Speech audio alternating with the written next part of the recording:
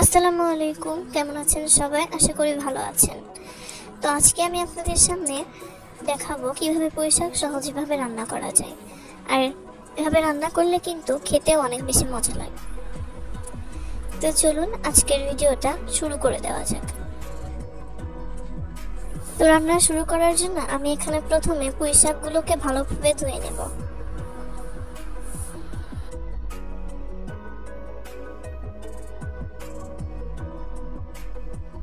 পুঁই শাকগুলোকে ভালো করে ধোয়া হয়ে গেলে এখানে আমি নিয়ে নিয়েছি পেঁয়াজ কুচি, রসুন কুচি এবং মরিচ কুচি।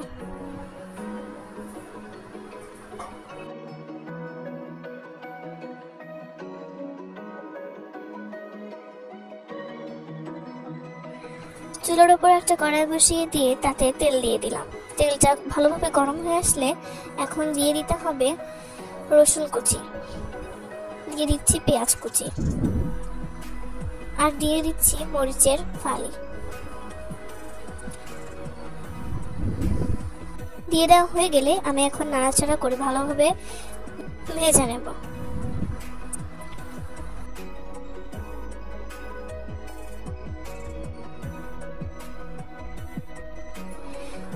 ভালোভাবে নাড়াচাড়া করে ভাজা হয়ে গেলে দেখতে পাচ্ছেন এখানে পুঁই শাকগুলো আমি ভালোভাবে ধুয়ে নিয়েছি।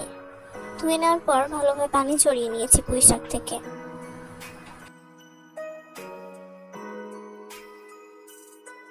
আর এইদিকে মরিচ, পেঁয়াজ এবং রসুনগুলোকে কিন্তু ভালোভাবে ভেজে নিতে হবে।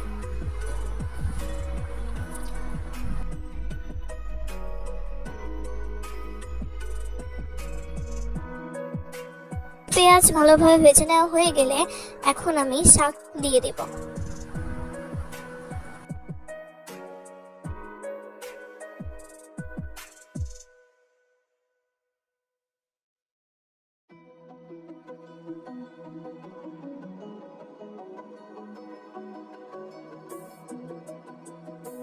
সম্পূর্ণ শাক আমি দিয়ে দিয়েছি। এখন আমি দিয়ে দেব স্বাদ মতো লবণ।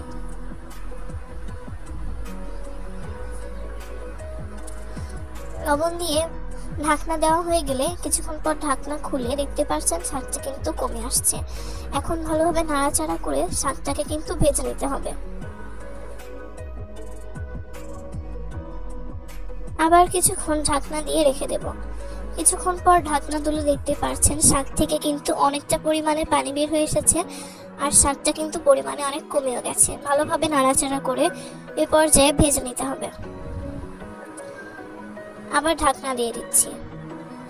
ঢাকনা তুলে দেখতে পাচ্ছেন অনেকটা কিন্তু রান্না হয়ে গেছে শাকটা।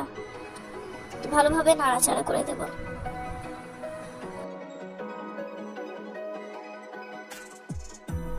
এইভাবে কিছুক্ষণ নেড়ে চেড়ে ভালোভাবে ভেজে দিতে হবে।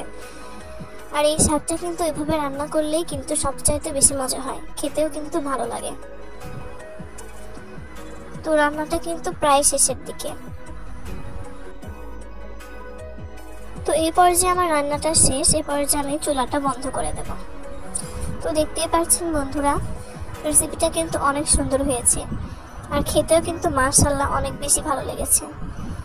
তো আশা করবো আজকের ভিডিওটা আপনাদের কাছে ভালো লেগেছে। ভালো লেগে থাকলে আমার চ্যানেলটিকে সাবস্ক্রাইব করবেন এবং পাশে থাকা বেল আইকনটি প্রেস করে দেবেন। তো আজকের মতো এ পর্যন্তই। সবার জন্য দোয়া এবং ভালোবাসা রইল। বিদায় নিচ্ছি। সবাই ভালো থাকবেন, সুস্থ থাকবেন। আল্লাহ হাফেজ।